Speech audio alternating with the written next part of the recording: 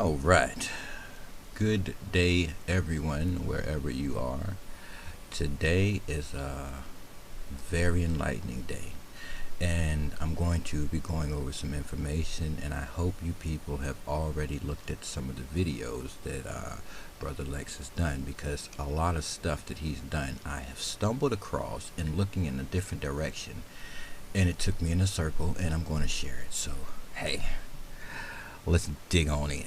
All right, so a few things came up in the conversation. I was like, okay, let me go do some research, because I already know what time it is, but I didn't know how much I didn't know about what time it is. Right? So this is thing, voodoo and the Vatican. Voodoo and the Vatican, right? Some good shit. It's gonna be a long video, so go use the bathroom, pause it when you gotta pause it, but make sure you finish the complete video. Again, it's gonna be long, but it's gonna be very important. So the similarities between voodoo and Roman Catholicism are remarkable. After the Spanish killed all the New World natives on the island of Hispaniola, they imported slaves by the hundreds of thousands from West Africa. Hispaniola, right? West Africa. So let's go. Only in the New World did Roman Catholicism and African paganism merge to create the symbiosis called voodoo. Now, you already know I'm going with this. Haitians practice voodoo, is what we've been told, right? That's what we've been told, right? They practice voodoo, really? Listen to this. African paganism with Roman Catholicism is merged to create the symbiosis called voodoo. What's symbiosis? What's symbiosis? What's symbiosis? I got a whole lot of screens up, so y'all gonna have to work with me on this. I'm gonna try to remember where everything is, because this is gonna be a big video. Alright, so symbiosis. We're in the etymology dictionary, of course. You know it's my favorite place to visit. 1876, as a biological term, union for life of two different organisms. Now, I don't know if I told you people this before, but I know I told Brother Lex. But this whole thing about Jesus and this bride, the bride and groom. Now, you're about to learn about the bride and groom. You're about to learn some more details about this Jesus. And when you find out, I mean, we've been saying it over and over again, but it's just funny, the aspect that you're going to see today of it, how fucked up it is. But you're looking for a bride and a groom, right? Well, the groom is the Jesus, right? And you know who the bride is, right? Oh, you don't know? You people are the bride, and we're going to get deeper into that. So, as a biological term, union for life of two different organisms based on mutually benefit. From Greek symbiosis, a living together. From symbion, live together. From symbios, one living together with another. Partner, companion, husband or wife. Bride and bridegroom, right? From assimilated form of sin. Sin. Together. See, sin plus bios, life. Right? Life together. See, bio. Given a wider non-biological sense by 1921 and earlier. Listen to the words and the meanings, y'all. Just let this shit sink in. Symbiosis, right? Symbiosis. This is when two unnatural things come together. Now you got your Jesus, the groom, and your asses is the bride, right? You the bride to the groom. You looking for this Bible shit to happen? No, this shit happened. The New Testament, that's when the shit went down. Alright, we've already been through the rapture. We're gonna go into some more details today. The fuck the rapture, this shit's gonna be just something to laugh at when you start looking at what really happened. Alright? Jesus is the man that marries the woman, and the woman is you people. Alright, so let's go on back for a second.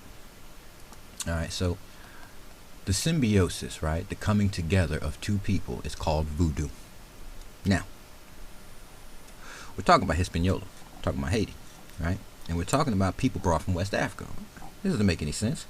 Well, we're talking about a whole lot of things. And I don't know how to bring it all together to you, but I'm just gonna bring you all the information. But at this point, understand, we're not looking for nobody sticking no damn dolls with no pins.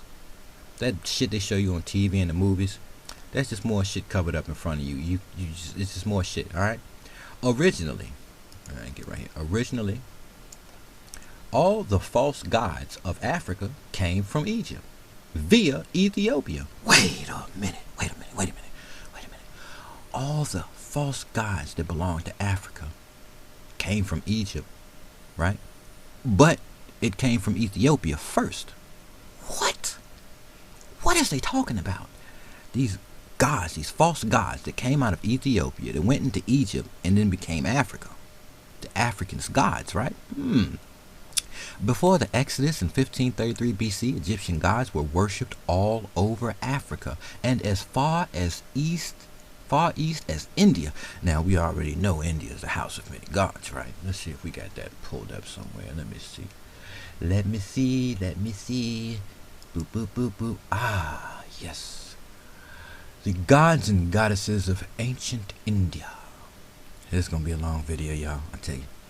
Within Hinduism, a large number of personal gods are worshipped as murtis. These beings are either aspects of the supreme Brahman, avatars of the supreme being, or significantly powerful entities known as devas. The exact nature of belief in regards to each deity varies between differing Hindu denominations and philosophies. Often these beings are depicted in humanoid or partially humanoid forms, complete with a set of unique and complex iconography in each case. Icons, right? So basically, make an image. It's an icon that represents a god. Gods of wood and stone, yeah. Iconography. That's all it is.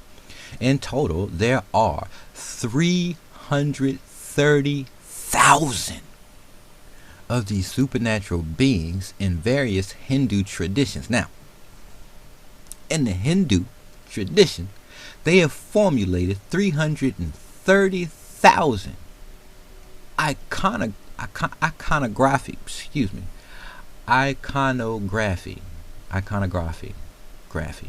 icons, idols, right? Idols is the word. 330,000 idols. 330,000 idols. That's what they're talking about here. Don't confuse yourselves. This is very simple. I'm trying to simplify it. 330,000 idols. God dang, right? Similarities between Kama and Cupid. Everybody knows Cupid, right? A little short, white Greek god with the fucking bow, and he shoots fucking hearts of love to everybody, right? This is funny shit. Where does it come from, though? Vishwakarma and Vulcan and Indra and Zeus, or everybody knows Zeus, right? Huh? This Greek shit, right? This Greek shit, or is this Canaan shit? Shannon. What the fuck is we reading, right? We're gonna go deeper into this.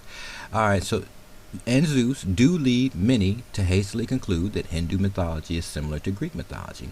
But Greek mythology is quite different from Hindu mythology. It reflects the subjective truth of the Greeks, which was radically different from the subjective truths of the Hindus. The Greeks believed in polytheism, more than one god. The gods of Greek mythology became masters of the universe by allegedly overthrowing the Titans, an earlier race of powerful beings, who in turn had become powerful by overcoming giants. Such a theme of repeat succession is missing in Vedic literature. Unlike Greek gods, the Devas, Hindu gods, never feared the Manavas. Humans would overthrow them. Isn't that something? Gods who came in chariots from the sky take us to ancient alien theory. Now, I'm going to say something here, right? Swing low, sweet chariots coming to carry me home. That's some slave shit, right? Chariots come and carry me home, right? Coming from the sky. Keep that in your head. We ain't gonna discuss that today, but it's funny that that's right there. Alright, so gods who came in chariots from the sky take us to ancient alien theory. All of these gods were aliens who created realities in which they came to Earth to experience and learn. Now, this is going to go through all these different gods. Alright, now I'm going to link this in the description box. It's going to be a whole lot of links in the description box. And I don't know if you people really want to read, but you people need to read. You need to read, because there's a lot of stuff I'm not going to go over because it's going to make for a really long video. Wow. Look at the black faces around this this belt, right? Look at the black faces around this belt. Look at the black head over there, right? Ain't this something? Ain't this, oof, oof. Is that black people back there trying to fight the God? Alright, I can't, I stay there too long. Let me go on back. Alright, so, in the voodoo pantheon, Bandi is considered the creator of the universe, right? Bandi comes from the French bon, good, and Dieu, God, right? Bon Dieu, good God. Now, doesn't that sound like bonjour? French, bonjour, good day, right? Or is it good God? Good God, right? Zeus is his counterpart in Greece and Jupiter in Rome. Unlike Zeus, he is holding a cross in his symbol of authority. Aren't all these people tying back and making different versions of one God? Is that what this is? Right? Creator of the universe, and every culture, every group of people are making their own version. Right? Jupiter, Zeus, right? Bandi, right? Zeus is the voodoo counterpart to Bandi. Bandi is the head of the voodoo pantheon, right? Now we understand that the voodoo is when you combine, right, two things. So once you combine, you've got a new pantheon, right? A new pantheon. How come we don't know about this new pantheon? It's okay. Voodoo has an exact equivalent to the Latin church Saint Peter. He is called Papa Legba, and he is associated with the keys of the underworld. What the Hades? Hades got the keys of the underworld, all right? The voodoo god Papa Legba has the keys of the gates of hell. The papal Saint Peter with the keys and his counterpart in the Latin church, the counterpart. This shit is funny. You could make this up. Roosters are sacrificed to Papa Legba because Saint Peter denied the Messiah 3 times before the rooster crowed. Oh wow. Oh wow. In the Latin church, St. Peter is associated with opening and shutting the gates of heaven and hell because St. Peter denied the Messiah 3 times before the rooster crowed. Papa Legba is appeased by the sacrifice of a rooster. Dambala is the supreme Alada, serpent divinity associated with rain, wisdom, and fertility. He is usually depicted entwined with his wife, Ayidawedu, the rainbow spirit. Dambala is the supreme Alada serpent divinity associated with rain, wisdom, and fertility. He is usually depicted entwined with his wife, Ayadawedu, the rainbow spirit. Alright, so there's that serpent thing going up the phallus, right? We see this all the time.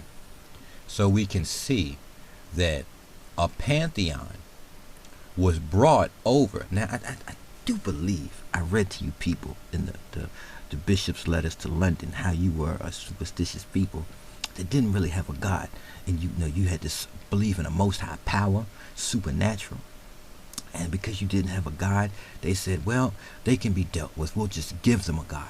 Well, here's your proof. The similarities between voodoo and Roman Catholicism are remarkable. After the Spanish killed all the New World natives on the island of Hispaniola, they imported slaves by the hundreds of thousands from West Africa. Only in the New World did Roman Catholicism and African paganism merge to create the symbiosis called voodoo. Bishop's letters to London.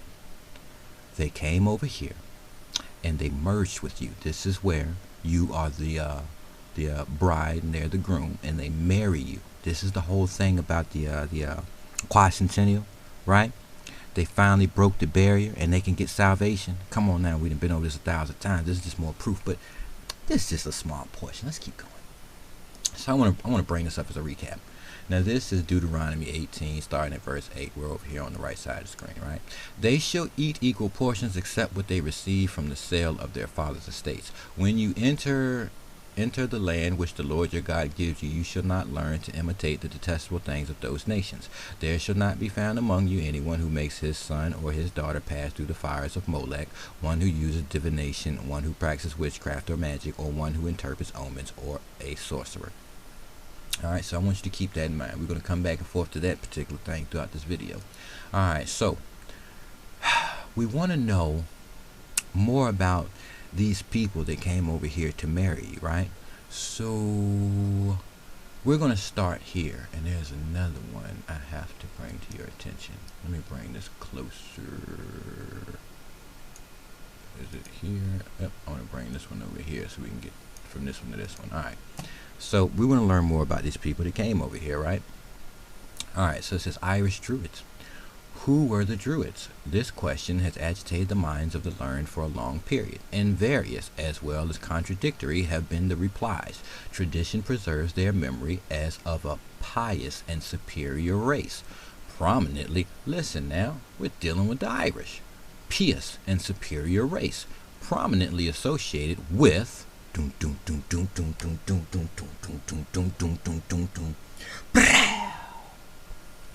now, I know this is going to confuse a few people when I read this. It might confuse you, but it's okay. It's going to come together as we read the whole big picture of all these links that I've got open, and it's going to be a lot. All right, for those of you who already understand, this is just going to be more confirmation, and you're probably going to be rolling in your seat saying, "Yeah, he really did pull that up on the screen, and wow, it really confirmed it." Yeah. But if you're confused, it's okay. It's not the end of the world yet. We're getting there. All right, so we're dealing with these Irish Druids, and they're associated with the British Isles and France, and in a lesser degree with Belgium, Holland, Germany, and the lands of Scandinavia. We're dealing with Irish Druids, and now we know the association.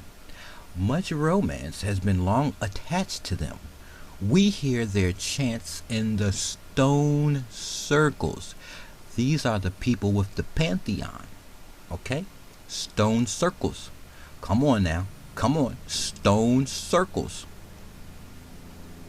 Come on. Stone. Next word starts with an H. Come on. Come on. Merlin, right? The pantheon, right? We know the pantheon from these people. We hear their chants in the stone circles. Right. Now we're dealing with the groom that's going to come over here and marry us, right? And make us do their bloody massacre, right? Because there was blood. So the Christians that didn't come over here and see this, right? They weren't here when this Jesus came and shed all this blood so that they might be saved. Come on, you Christians. If you black people are running around calling yourself Christians, man, please go find a mirror, stare in that shit, and start smacking yourself in the face. Smack yourself numerous times. Take your head and bash it against the mirror. Alright? The groom is Jesus, and you are the bride. You've been married, right? You've now been married to a people. This is symbiosis, right? This is the coming together. This is why they're saved and you're enslaved. You're the daily sacrifice. We hear their chants in the stone circles. That's the pantheon that's now merged to make voodoo. Say it all the time. Hey man, this Zeus, this Kratos, right? All the shit keep coming up. It's the same shit over and over again. It's they shit. We listen to the heaven-inspired utterances of the Arch-Druid as be stands on the capstone, come on now, remove the capstone, the truth gonna come out, and the truth gonna fucking annoy the shit out of these motherfuckers because they don't want to hear it. And you know what happens after the truth comes out? Oh, well, there's a type of judgment. Well, what does this judgment mean? The fucking world is gonna judge you sick fucks. You fucking shit me? Remove that fucking capstone. It's being removed right now, goddamn. I'm trying to tell you some good shit. Remove the capstone and let the truth come out. And let this shit sting them left and right. Because for real, that Jesus shit, that New Testament shit, that shit done already went down. Y'all late. That shit went down.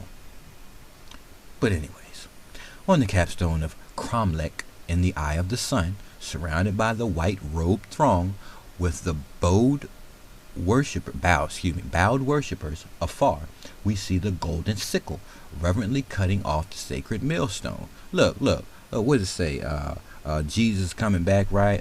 With the sickle, like a harvester to harvest the souls in judgment or whatever. I don't even fuck with that shit, but you get the point of it. It's right here. We see the golden sickle reverently cutting off the sacred mistletoe. We follow in imagination, because you motherfuckers always imagine this shit, right?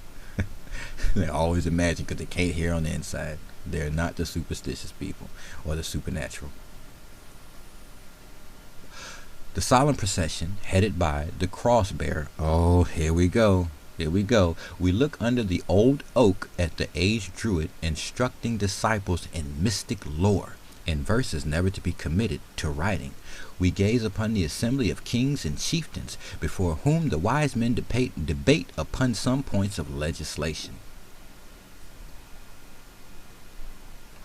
Then again, we recognize the priests as patriots. There's your patriots, the priests, right? They're patriots, good patriots. Resisting the invaders of their homes. Patriots will resist the invaders of their homes. And loudly chanting the battle hymn.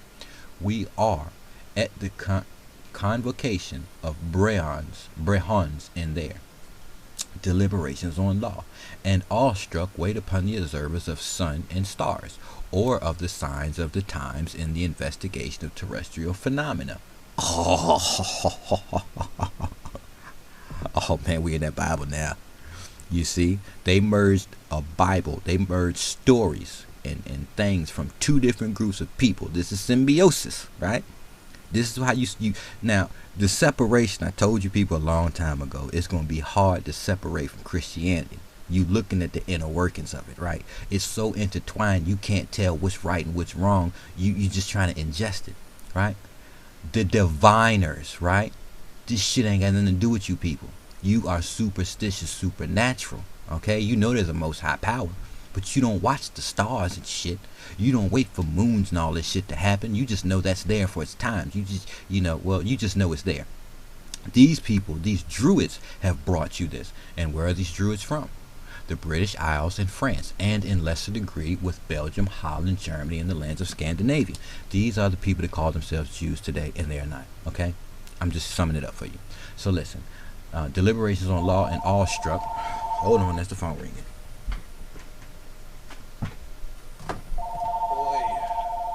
Shut it up.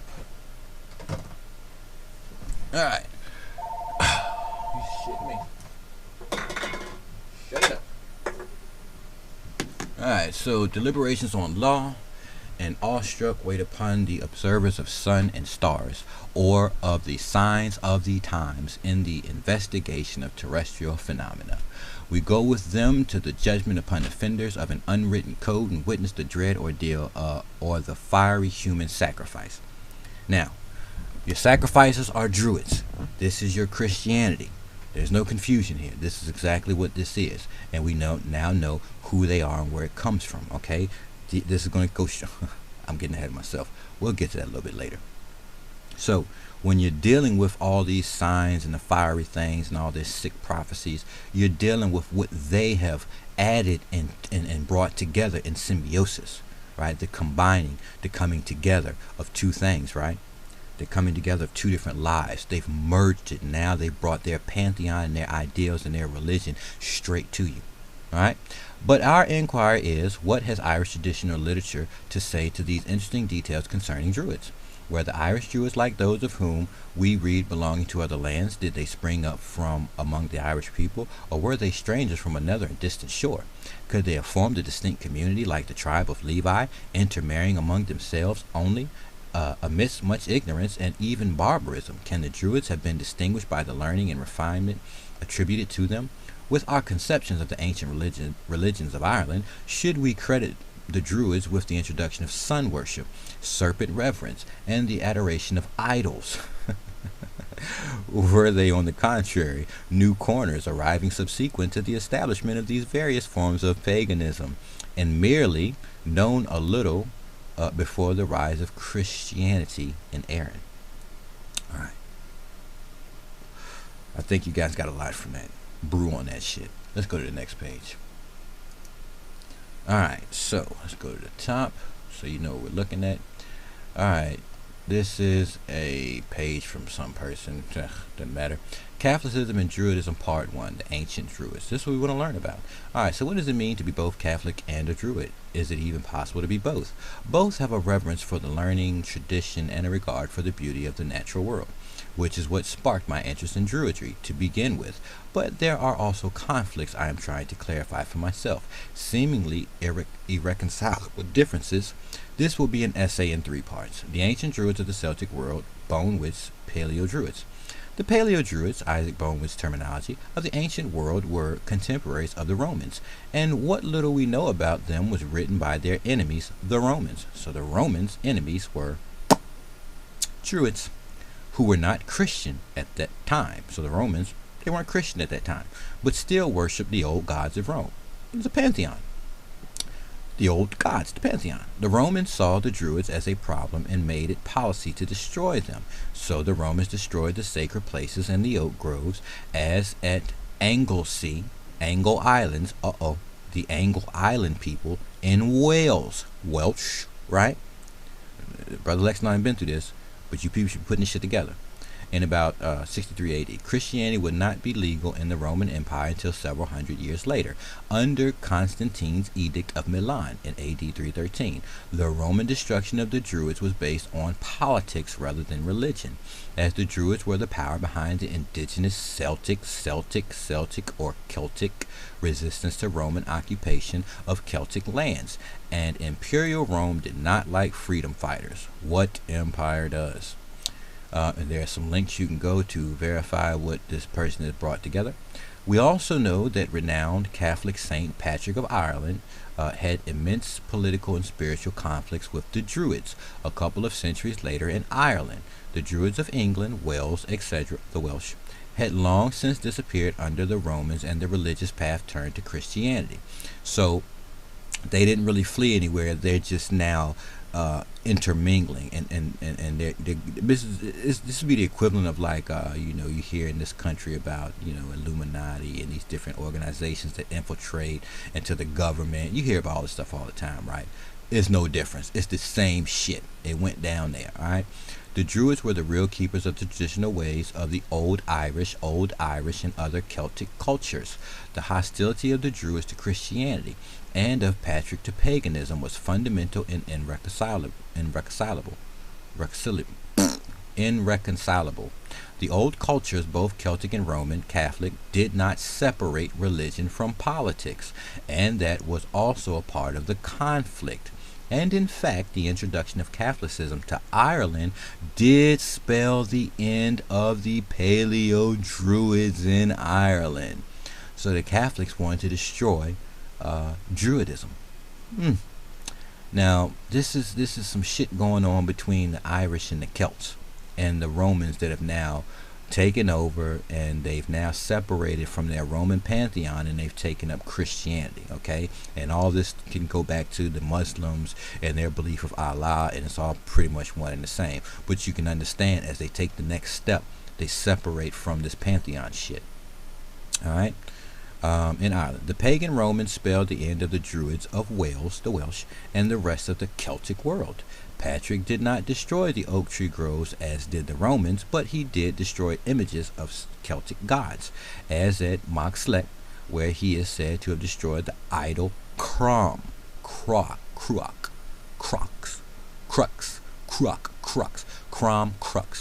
to which human sacrifice was implied to have been made. Human sacrifice. All right. Now I bring this out to you to point out, right? To point out. Let's back up. The Druids, right? British Isles and France, and in a lesser degree with Belgium, Holland, Germany, and the lands of Scandinavia. All right. So you can see there, we're definitely dealing with Welsh, so on and so forth, and they like to sacrifice because that's what Druids do. All right. Let's see what we got next. The Irish slave trade, the forgotten white slaves. Slaves of time forgotten, right? They came as slaves, vast human cargo transported on tall British ships bound for the Americas. They were shipped by the hundreds of thousands and included men, women, and even the youngest of children. Whenever they rebelled or disobeyed an order, they were punished in the harshest ways. Slave owners would hang their human property by their hands and set their hands or feet on fire as a form of punishment. They were burned alive and had their heads placed on pikes in the marketplace as a warning to other captives.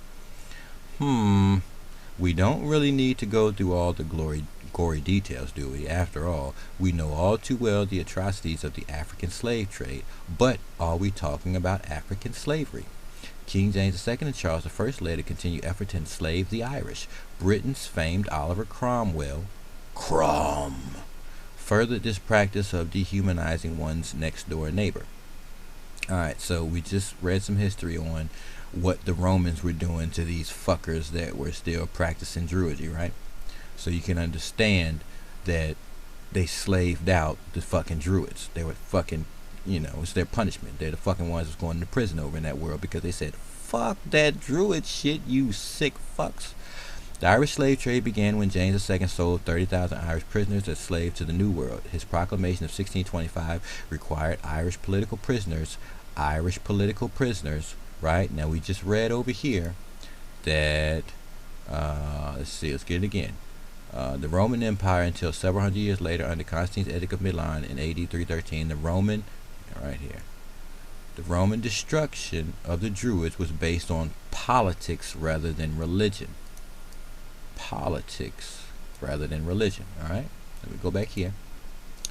The Irish slave trade began when James II sold 30 Irish prisoners as slaves to the New World. His proclamation of 1625 required Irish political prisoners be sent overseas and sold to English settlers in the West Indies. By the mid-1600s, the Irish were the main slaves sold to Antigua and Montserrat. At that time, 70% of the total population of Montserrat were Irish slaves, Druids. Ireland quickly became the biggest source of human livestock for English merchants. The majority of the early slaves to the New World were actually white Druids. From 1641 to 1652, over 500,000 Irish were killed by the English and another 300,000 were sold as slaves. Ireland's population fell from about 1,500,000 to 600,000 in one single decade. Families were ripped apart as the British did not allow Irish dads to take their wives and children with them across the Atlantic. This led to a helpless population of homeless women and children. Britain's solution was to auction them off as well. Sold as whores and servants. During the 1650s, over 100,000 Irish children between the ages of 10 and 14 were taken from their parents and sold as slaves in the West Indies, Virginia, and New England. In this decade, 52 Irish, mostly women and children, were sold to Barbados and Virginia. Another 30,000 Irish men and women were also transported and sold to the highest bidder. In 1656, Cromwell ordered that 2,000 Irish children be taken to Jamaica and sold as slaves to the English settlers. Now we can go on and on, but we just want to point out the fact. The Irish Druids, right? Which we already learned, because of the political part of this shit, they shipped their asses over here as slaves, right? And then they sold them out because they were Druids. Now you say, oh, well, it's still wrong. Well, Druids are fucking cooking people and eating them on some religious shit, right? Like some, hey, that's some sick shit. But you understand how they got here. Now you understand how they got here. But it gets deeper. Alright, so we were dealing with this Banji a second ago, and alright, so practitioners are called voodooists, French voodooists, or servants of the spirits, Haitian Creole, Sivite. Voodooists believe in a distant and unknowable supreme creator. Unknowable, you can't know him, it's a supreme creator. Banji, derived from the French term bonjour, meaning good God. Good God, bonjour, right? I don't think we need to really go into that, but you can see that that's that slave stuff. And you see they're in their white garments, right? They're in their white garments. Let's continue. I got a lot of pages to go through. Haitian voodoo. Alright, so Haitian voodoo, also written as voodoo, or vaudin, or vaudoun, and commonly voodoo, is a syncretic. And we know sin is the coming together of what? Cretans. The coming together of Cretans. Religion is a coming together of Cretans. Religion. practiced chiefly in Haiti. It's the coming together of Cretans with these Haitians, which are from West Africa. It's a religion practiced chiefly in Haiti. In the Haitian diaspora, practitioners are called voodooists, right? So they've learned the Druidist shit from these Druids, right? The coming together of the Druid Cretans with the Haitian from West Africa. And now they practice a voodoo, right? And voodoo is the coming together. It's the symbiosis, right? But any fucking witchcraft that they're now practicing, let's go back. I'll do this again. Alright. When you enter the land which the Lord your God gives you, you shall not learn to imitate the detestable things of those nations. There shall not be found among... You know what? Do we have a better... Let's see. This is Bible Hub. Let's do this.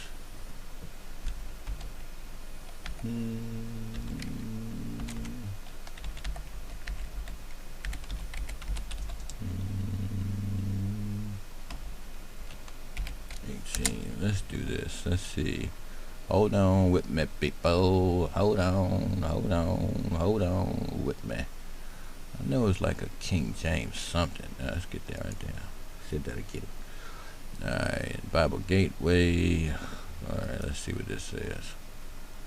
Let's just get the whole thing. Alright. Let me blow this up a little bit. Let me blow it up. Ooh, it's big. Alright.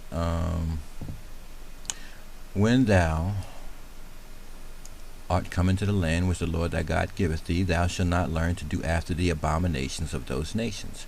There shall not be found among you any one that maketh his son or his daughter to pass through the fires of Molech, or that useth divination, or an observer of times, or an enchanter, or a witch, magician, or a charmer, or a consulter with familiar spirits, or a wizard, or a necromancer. These are Druids they're talking about, people. Druids. For all that do these things are an abomination unto the Lord. Not only to the Lord, but the Romans said they was an abomination. They kicked their ass out, sold them into slavery, burnt their ass up, right? Sold their women, right? Slaves, whores. It is what it is, because it was an abomination. You got to remember, the Romans had converted into Christianity, right? And you know, the whole Allah Muslim thing, right? So of course, if this is where they're starting to move into, it's like this Druid shit got to go. That's what happened. But where did the Druids go? The Americas. The Druids came to the Americas. We're going to get into that. Let's keep reading. For all that do these things are an abomination unto the Lord, and because of these abominations the Lord thy God doth drive them out from before thee. Thou shalt be perfect with the Lord thy God. For all that do these things are an abomination unto the Lord, and because of these abominations the Lord thy God doth drive them out from before thee. Right? You see what's happening here? You got to see it. But let's continue. Where are we at? All right. Supreme Being. All right. According to voodooists, Bandi does not intercede in human affairs, and thus they direct their worship towards spirits subservient to Bandi, called Iowa. Every Iowa is responsible for a particular aspect of life, with the dynamic and changing personalities of each Iowa reflecting the many possibilities inherent to the aspects of life over which they preside. In order to navigate daily life, voodooists cultivate personal relationships with the lower through the representation of offerings, the creation of personal altars and devotional objects, and participation in elaborate ceremonies of music, dance, and spirit possession. Now, all this came into existence through symbiosis. So before symbiosis, when these people in West Africa, this shit did not exist. But let's continue. So just remember, this shit did not exist, right? This voodoo shit did not exist until the Druids showed up. Now, Banji, the god of voodoo. All right, let's see if we can get a little bit from here. All right, Banji is the highest principle in the universe and responsible for both the universal order and the human activity. He is the wholeness of the human community and is the origin of all life, which ultimately belongs to him. Ethics. He is sometimes referred to as the good god, although there is no corresponding evil god. One God that does all things, right? And goodness is measured by how much an action increases or decreases. What seeds you sow, right? You sow good, good things happen. You sow bad, bad things happen. So it's whatever you choose to do in your life, but it's going to come back. Some people call this karma, especially coming out of India, but mainly it's the seeds you sow. Thus, things that strengthen community and protect life are good, while things that destroy either are bad. Banji and the laws. Like many other monotheistic deities, Banji is a remote being too far beyond human understanding for direct interaction. Instead, Banji manifests his will through the Iwa, which manifests as forces that impact the lives of humanity on a daily basis. Voodoo ceremonies therefore focus upon the Iwa rather than on Banji. Now, they no longer deal with Banji because of this symbiosis. Now they have voodoo ceremonies. This is Druidism practices. This is that marriage, this groom and this bride. Now the Druids, these people from the fucking wetlands of fucking the islands of Welch and all that other shit, they brought that here. Okay, now we know how they got here. Their ass was sent here. We got that. So that should help understand more on that. Symbiosis we already went over, but just for a repeat, the word is sin, which means together, and bios, which means life.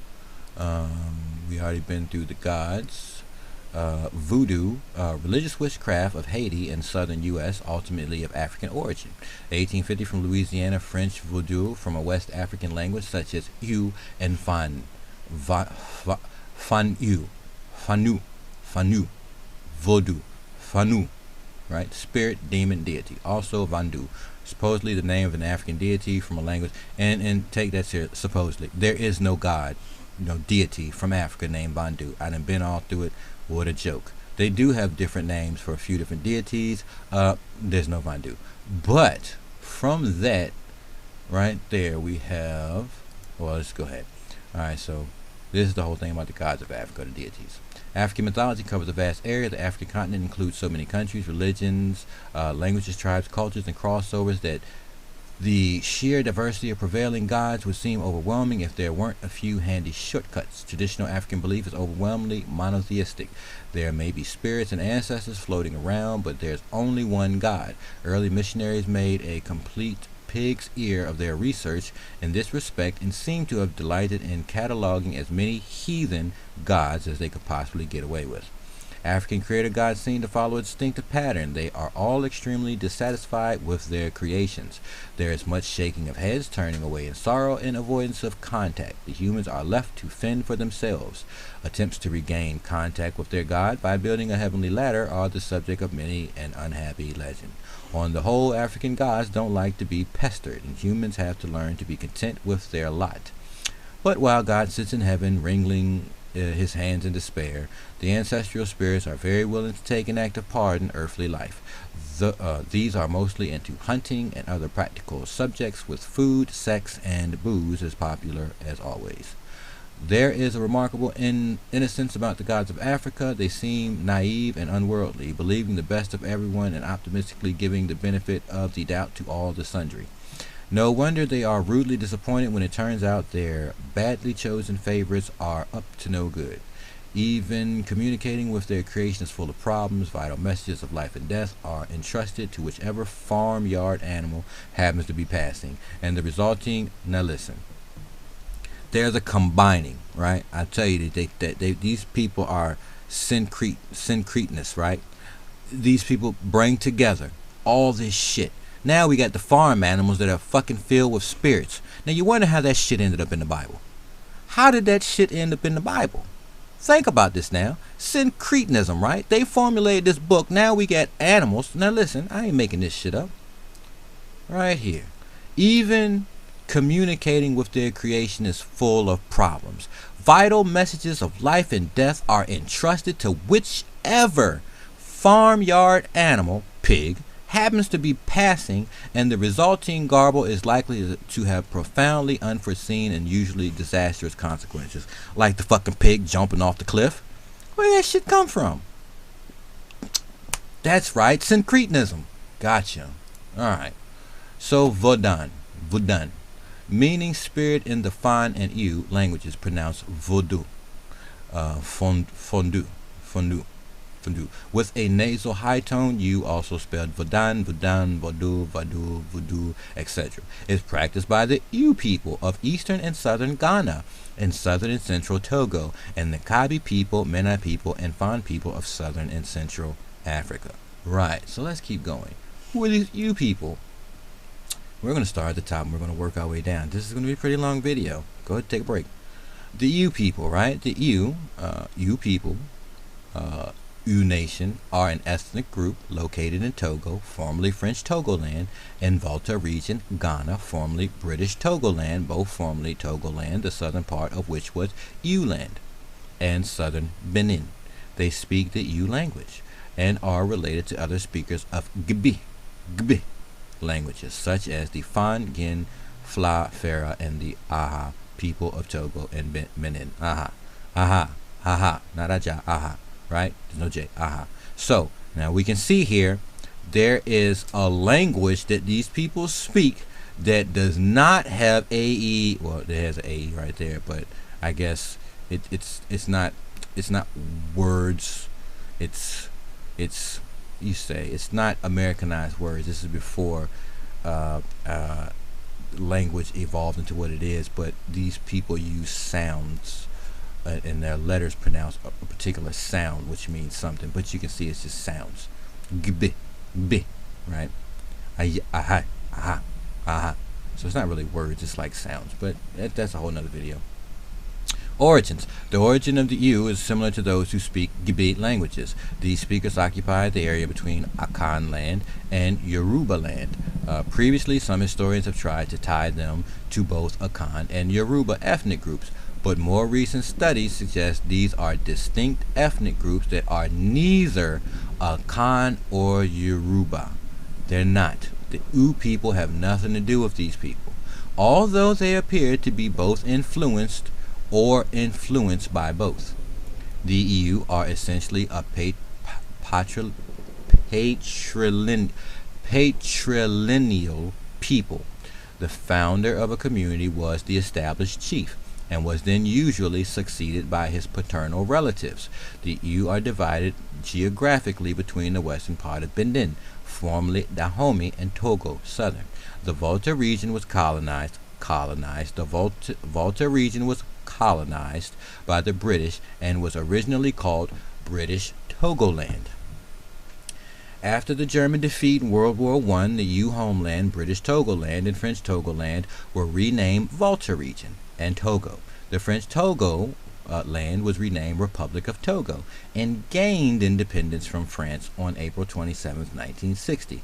Most U can trace male ancestors to their original villages and make their territorial divisions along the Republic of Togo and Volta region lines. Extended families are the most important units of U's social life. U have never supported a hierarchical concentration of power within a large state. In modern times, chiefs are generally elected by consensus and get advice from elders. Now this sounds familiar. Think about it. There are a number of guidelines regarding the behavior of chiefs. They are expected to keep their heads covered in public and are not to be seen drinking. The people see the chiefs as the communicator between the everyday world and the world of the ancestors. The chief must always keep a clear mind. Traditionally, chiefs are also not to see the face of a corpse. They may take part in the funeral. However, once the corpse is buried or inside the coffin, they are not to have any contact with the corpse. Syncretism. They added this stuff into that Bible, right? Levitical laws. Come on now. This is Levitical laws. Traditional chiefs sit on a black stool. A white stool is reserved for honorary chiefs. These are auspicious individuals who have been made a chief as recognition for their contribution to a village. Certain rituals cannot be performed by an honorary chief and must be attended by the true chief. The pouring of libations is an important ritual within U society. Generally, only chiefs can pour libations, but sometimes at a durbar, a linguist performs the role. Libations are poured 3 times in honor of ancestors' life, and the libations offer himself. Now, libation, a drink poured out as an offering to a deity. The pouring out of a drink as an offering to a deity. A drink, right? They're telling us to go straight to the deity. But when we read here, it's poured out in honor of ancestors, life, and over and offered to himself, right? No deity. Isn't that something? Geography. You people are located primarily in the Republic of Togo, in the Volta region of Ghana, in parts of Benin and Yorubaland, in Nigeria, Nigeria, Nigeria, Nigeria. It's funny. You language. You also written F-E. That's F-E. Come on now. You wonder how these Druids, Druids, what are they called? Druids from the wetlands? You wonder how they learned about a language that they call theirs, right? F-E, F-E, F-E, or Eve. F-E, Eve, Eve, Eve, Eve, or Eve. It's a major dialect cluster of Gbe, or Taboy, Capo, 1991, Duthi, 1996, spoken in the southern parts of the Volta region in Ghana and across southern Togo. On the Togo-Benin border by about 3 million people, Ewe belongs to the Gbe family of the Niger Congo. Nigger Congo. The Congo, where the niggas was. The niggas of the Congo. Well, what's the niggas doing in the Congo? Good question. Well, what's up with these niggas being brought out of West Africa over into this side of the world? Good question. There was niggas there. There was niggas there. Right? We're learning about some niggas now. We. I can't even pronounce that because they don't use words, they use sound. So, what we can understand here is it's a sound that comes out of the mouth, right? So these other people say, well, we can't do the sounds. That's just retarded. We're going to add letters to this shit. So they'll say G-B-E, add an I, G-I-B-E. Gibby, Gibby. Now, right? Gb, gb, gb, gb, gb, gb, right? There's a sound. Add an I. Gaib, Gibby, Gaib, Gaib. You just add a letter, right? Add an O. Gobe, Gobe, Gobe languages, right? So you can see how they take the sound of the letters that you have together because they're listening to the sounds coming out of your mouth and they're putting it down the best way they can. So if you're saying gb, gb, gb, they're like gb, g, g, b, b, b, e, gb, right? They add a fucking letter and they create their own language. So you got some more confirmation here. But what you're dealing with is some niggas from the Congo. Oui, ooh, you, ooh, oui, right? It's a sound. It's a people. Alright. So these languages are spoken in an area that extends predominantly from Togo, Benin, and as far as western Nigeria to lower Huime. That is from the Greenwich Meridian to 30 east and from the Atlantic coast to about 80 north. Iwi dialects vary enormously. Groups of villages that are 2 or 3 kilometers apart use distinct varieties. Nevertheless, across the Uwu speaking area, the dialect may be broadly grouped geographically into coastal or southern dialects. Enlo, Tonu, Avenor, Watsi, and inland dialects characterized digitally as Udomegbi. See, they added letters. Lome, Danyi, and Capile, etc. Agbodika, 1997, Kavua, Ansri. Speakers from different localities understand each other and can identify the peculiarities of the different areas. Additionally, there is a written standard that was developed in the 19th century based on the regional variants of the various subdialects. Now listen. I just took a second to explain it, and who knew if I would have read a little bit further, I would have found them say it in their own words. Additionally, there's a written standard. We done made us a standard for this nigga Congo tongue, cause we don't understand it. We done made us a standard. It was developed in the 19th century based on the regional variants. We're gonna take all the nigger tongue. It's nigger tongue. It's a heathen tongue. It's distasteful. It's without purity. It's without beauty. It needs more letters. We're gonna make a standard here. We're gonna take that ugly tongue and we're gonna clean it up, and then we're gonna add a few letters, and it's gonna sound so beautiful, right? It's just, the fuck is this shit? Come on now. That's enough of that shit. All right, so libation. All right, now when you type in Iwi peoples, right, you start seeing stuff like this, right? You start seeing stuff like this. Now, the first thing I started noticing was cheekbones. I had to look at cheekbones, right? Cheekbones tell a whole lot. So I was looking at cheekbones, going through these pictures, trying to make sense of this stuff. I was like, cheekbones, look at the cheekbones. Hey, man, they look like Wesley Snipes. The brown skinned dude in the middle, if you go up or go beside him to the dark skinned dude towards the right of the picture, look straight up, dude with the green stuff around his neck, they look like Wesley Snipes. Look Wesley Snipes in that picture. That's funny. Alright, so these are Ando Ui peoples, right? Ando Ui peoples. Alright. This is what they're telling us, is the Ui people, right?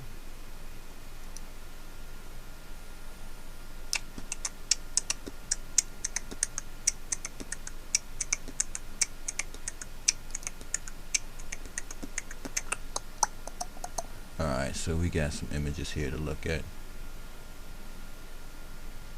We got some images. Got some images. So these are the Iwi peoples. Alright.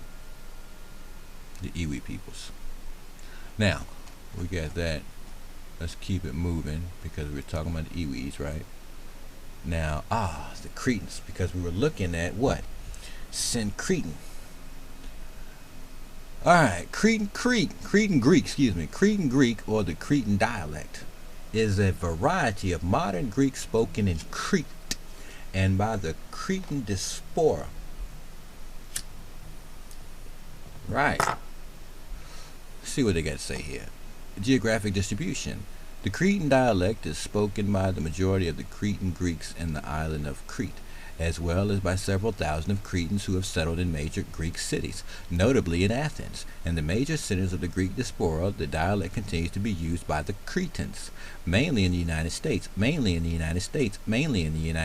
Australia and Germany. United States, Australia and Germany.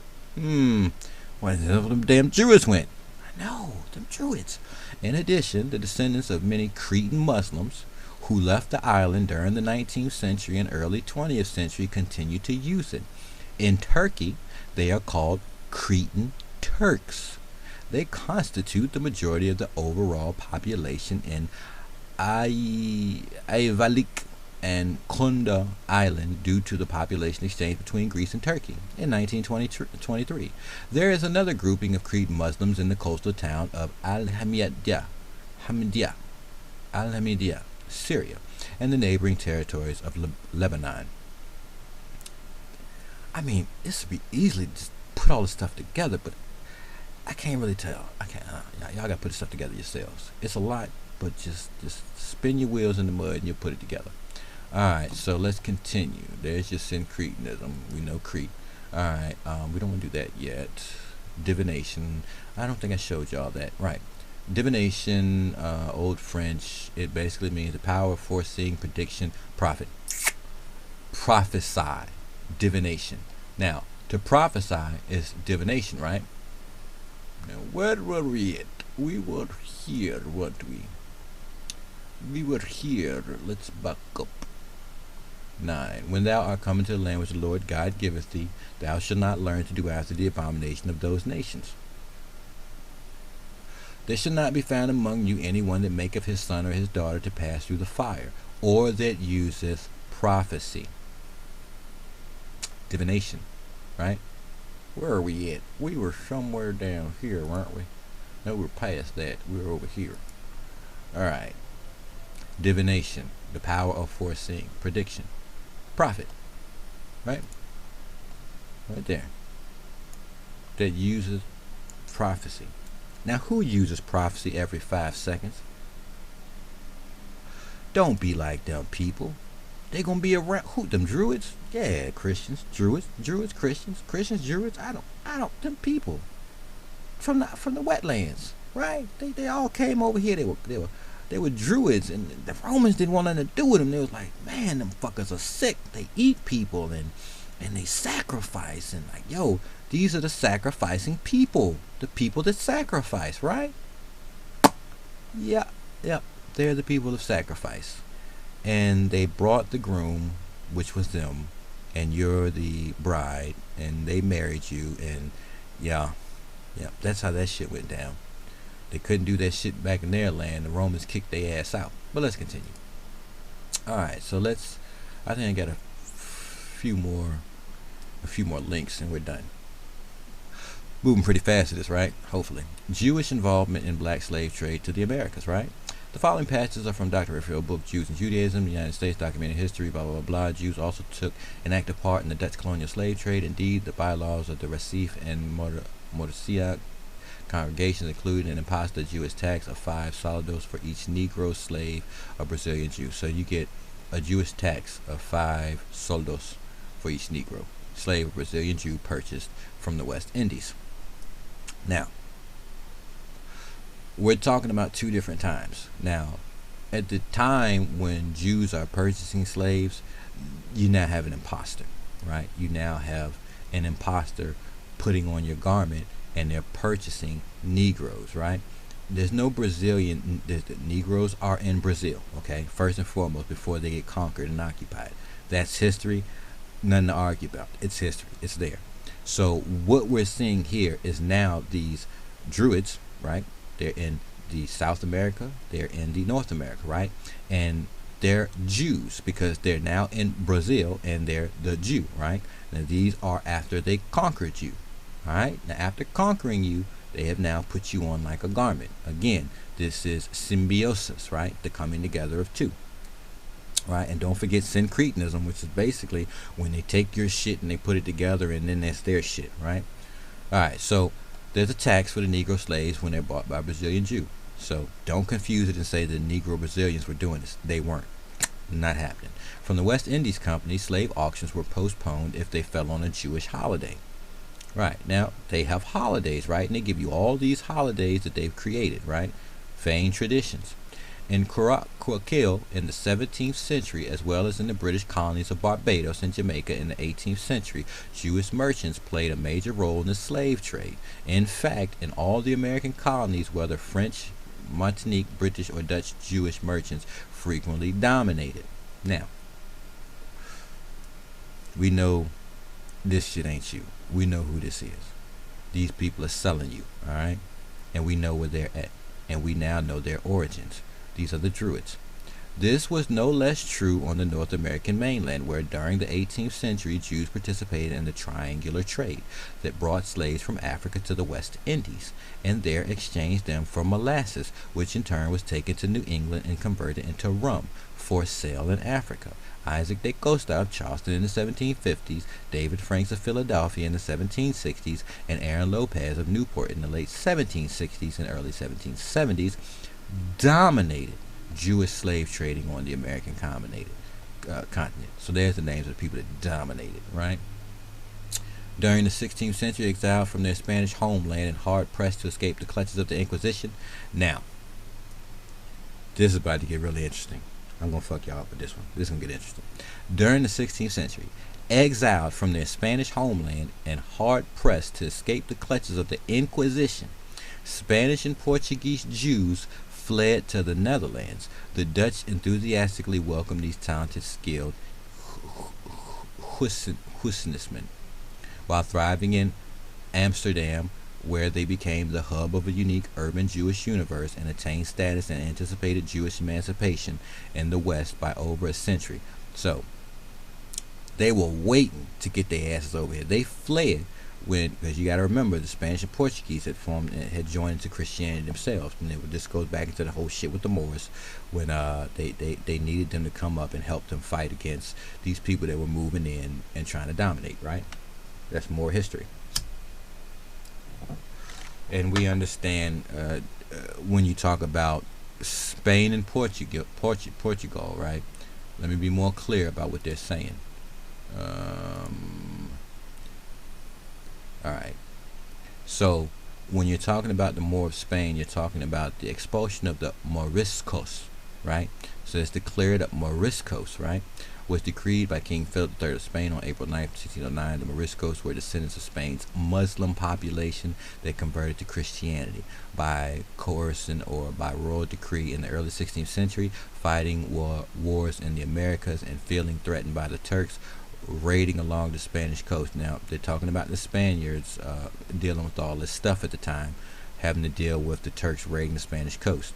And the Turks are not the Moriscos, the Turks are just the Turks. Seems the expulsion were a reaction to a perceived internal problem of the stretched Spanish Empire. They were stretched out too thin, and they couldn't handle business at home, right? So between 1609 through 1614, the crown systematically expelled Moriscos through a number of decrees affecting Spain's various kingdoms, meeting varying levels of success. Although initial estimates of the number expelled, such as those of Henry Lapierre, reached 300,000 Moriscos, or 4% of the total Spanish population, the extent and actual success of the expulsion order in purging Spain of its Moriscos has been increasingly challenged by modern historians. Alright, so they're talking about Moriscos, right? Morisco, a Moor in Spain, right? Okay. The true Negro, ancient man's first civilization, purpose, Tuareg Moors of North Africa, Iberia, Spain, and Portugal. Right? The Iberian Peninsula, because of its close proximity to Africa, has been inhabited for at least 1 million years. At about 45,000 BC, the Khoisan type African Grimaldi became the first modern man to enter Europe as he crossed the Gibraltar Straits and started his journey across Europe. Europe and Africa are now separated by 7.7 nautical miles. During glacial periods, it was much less. During the Neolithic expansion, various megalithic cultures developed in Iberia, and open seas navigation culture from the East Mediterranean, probably from Crete, called the Cardium culture, also extended its influence to the eastern coast of Iberia, possibly as early as the 5th millennium BC. In the Catholic or Copper Age, 3000 BC in Iberia, a series of complex cultures developed, which would give rise to the first civilization in Iberia and to extensive exchange networks reaching to the Baltic, the Middle East, and North Africa. At about 2150 BC, the Bell Beaker culture intruded into Catholic Iberia, being a Celtic origin. Around 1100 BC, Phoenician merchants founded the trading colony of Gadir, or Gades, modern-day Cadiz, near Tartessos. In the 8th century BC, the first whites arrived.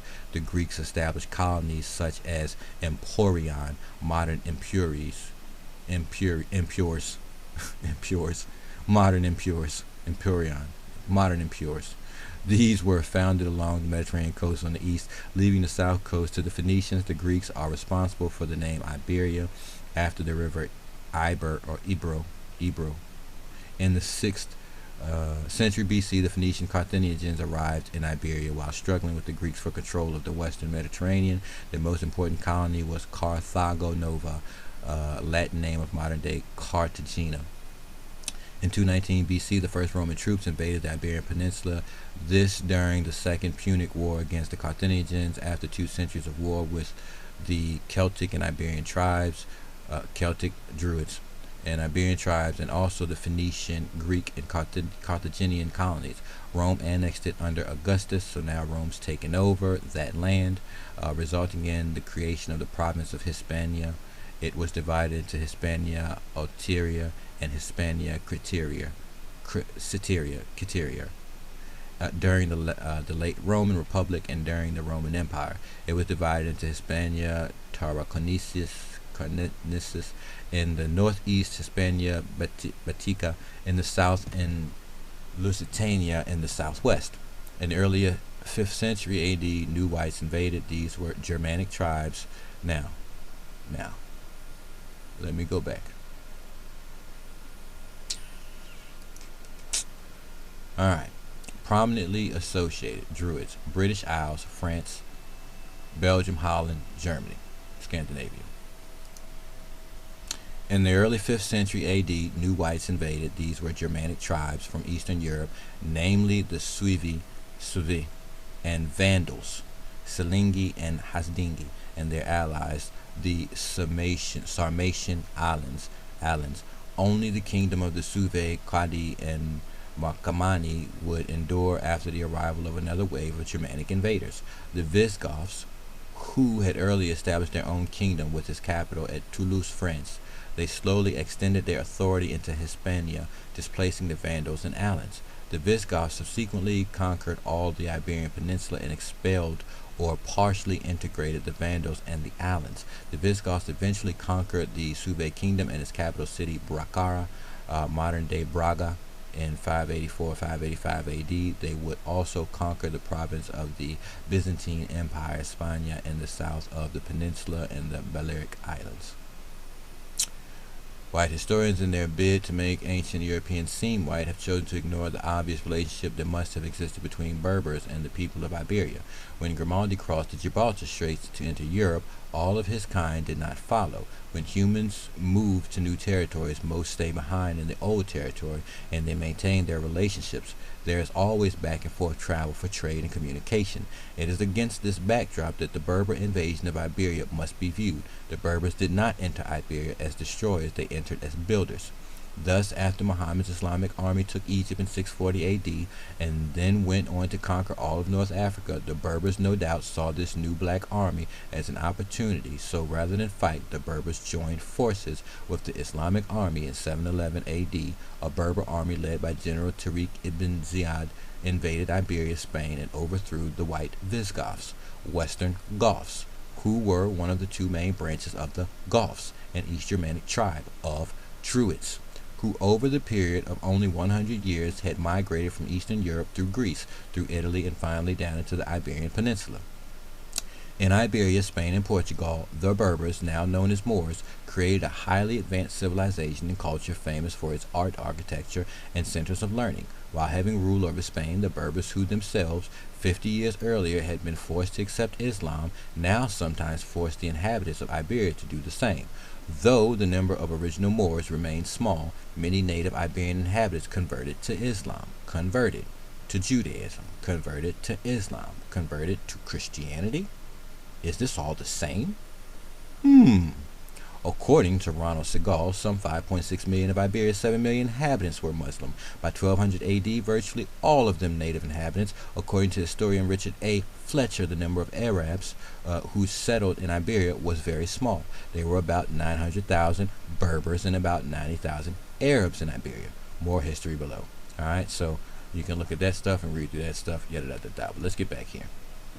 Alright, so while thriving in Amsterdam, where they became the hub of a unique urban Jewish universe and attained status that anticipated Jewish emancipation, freeing, in the West by over a century, they began in the 1500s and 1600s to establish themselves in the Dutch and English colonies in the New World. This is how they did it. These included Curaçao, Suriname, Recife, and New Amsterdam, Dutch, as well as Barbados, Jamaica, Newport, and Savannah, English. In these European outposts, the Jews, with their years of mercantile experience and network of friends and family providing market reports of great use, played a significant role in the merchant capitalism, commercial revolution, and territorial expansion that developed the New World and established the colonial economies. The Jewish Caribbean nexus provided Jews with the opportunity to claim a disproportionate influence in 17th and 18th century New World commerce and enabled West India Jewry, far outnumbering its Corolligianists further north, to enjoy a centrality which North America Jewry would not achieve for a long time to come.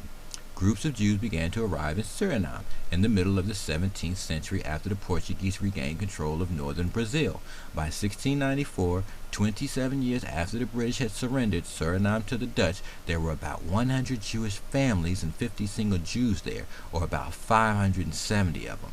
They possessed more than 40 estates and 9,000 slaves, contributed 25,905 pounds of sugar as a gift for the building of a hospital, and carried on an active trade with Newport and other colonial ports. By 1730, Jews owned 115 plantations and were a large part of sugar export. Business which sent out 21,680,000 pounds of sugar to European and New World markets in 1730 alone.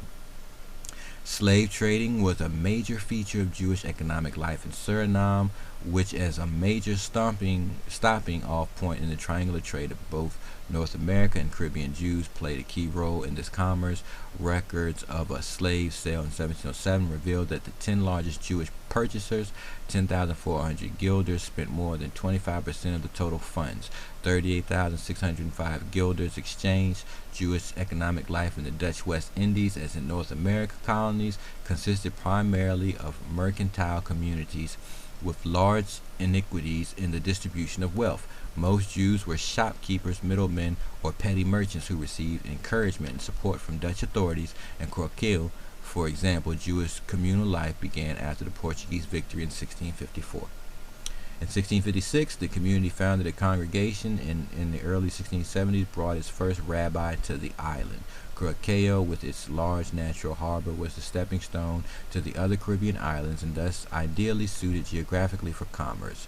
The Jews were the recipients of a favorable charters containing generous economic privileges granted by the Dutch West Indies Company in Amsterdam. The economic life of the Jewish community of Curaçao revolved around ownership of sugar plantations and marketing of sugar, the importing of manufactured goods, and a heavy involvement in the slave trade. Within a decade of their arrival, Jews owned 80% of the Curaçao plantations. The strength of the Jewish trade lay in connections in Western Europe, as well as ownership of the ships used in commerce. While Jews carried on an active trade with French and English colonies and the Caribbean, their principal market was the Spanish Main, today Venezuela and Colombia. Alright, so I can read on that for days, but we're going to skip on to the next. We're almost done. Spanish Jews once constituted one of the largest and most prosperous Jewish communities in the world.